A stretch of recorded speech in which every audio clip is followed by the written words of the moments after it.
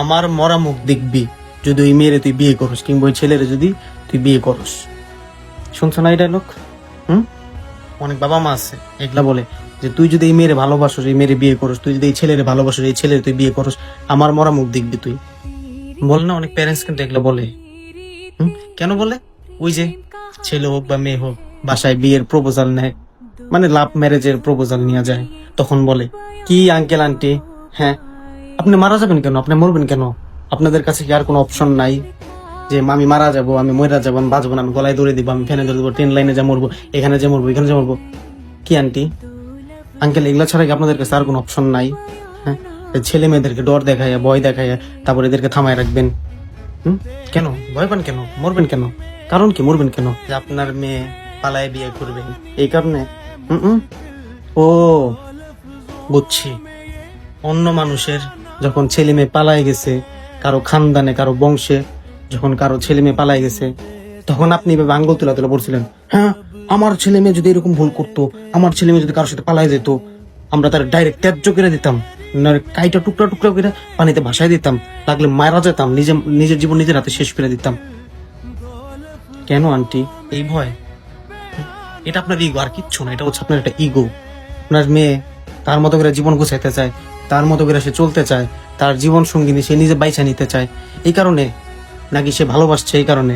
নাকি সে পালিয়ে বিয়ে করার পরে তার হাজবেন্ডের ছেড়ে চলে যাবে এই কারণে? কোন ভয়, কোন কারণে আপনি মারা যেতে চান?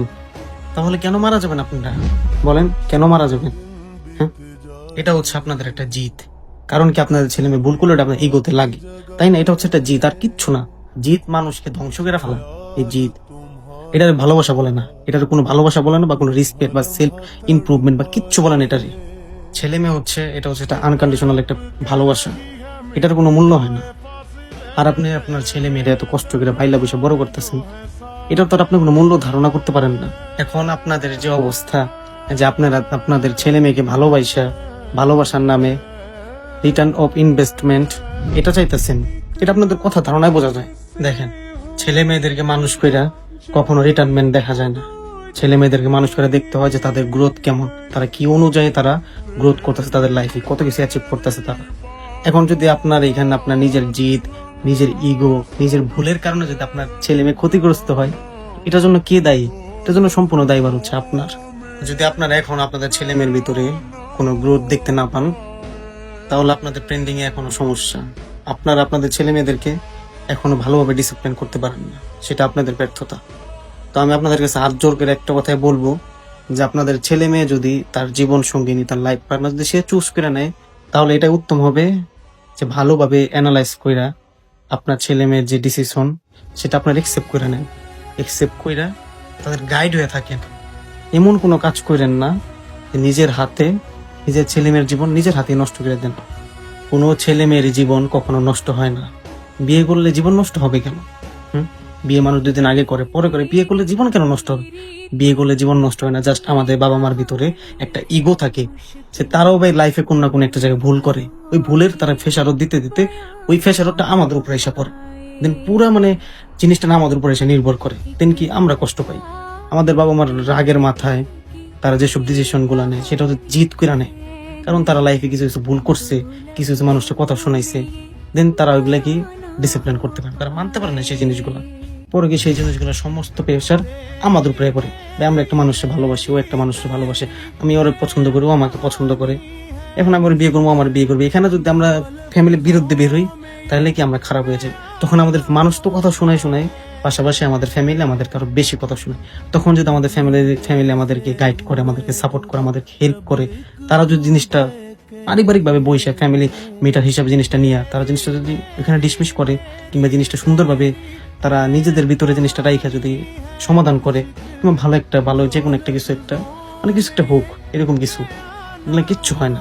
তারা উল্টা আরো কি করে মানুষের কথা শুনে, এর কথা শুনে, রেসপেক্ট, রেসপন্সিবিলিটি, এখানে যে তাদের যে আঘাত লাগে, তখন তারা ভুল ডিসিশন নিয়ে ফেলায়। অথচ এখানে সঠিক কি, সে ঠান্ডা মাথায় বৈশা ভাবতে হবে যে ভালোই তো বাসে, খারাপ তো কিছু করে, ভালোবাসে একজনের ভালোবাসতে বিয়ে করলে কখনো লাইফ নষ্ট হয় না। এটা জাস্ট মানুষের মুখে মুখে যে বিয়ে করলে লাইফ নষ্ট হয়, বিয়ে করলে জীবন নষ্ট হয়। আরে বাবা, বিয়ে করলে জীবন নষ্ট হবে কেন? এখন তোমরা একটু খোঁজ নিয়ে দেখো যে হাজার হাজার মেয়ে, হাজার হাজার ছেলের জীবন নষ্ট হয়েছে তার বাবা মার কারণে।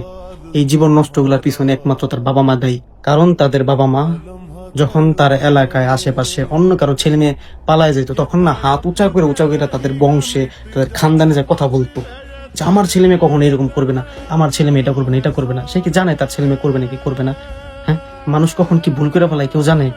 এই তো এখানে হচ্ছে তাদের সবচেয়ে বড় ভুল। আর এই জিনিসটা তারা কি ইগো হিসাবে নেয়, তাদের ইগোতে লাগে তাই আমার ছেলে মেয়েটা কেন করলো, ওই যে মানুষের সামনে বইলা ফেলাইছে যে আমার ছেলে মেয়ে যদি এরকম করে আমি টুকরা টুকরা করবো, কাইটা ফেলামো, মাইরা ফেলামো, জীবন অস্তিত্ব রাখবো না, ত্যায্য করে দেবো। এটা তাদের ইগোতে লাগে। এটা জাস্ট একটা ফাইজলামি, আর কিচ্ছু না। এটা জাস্ট একটা ফাইজলামি।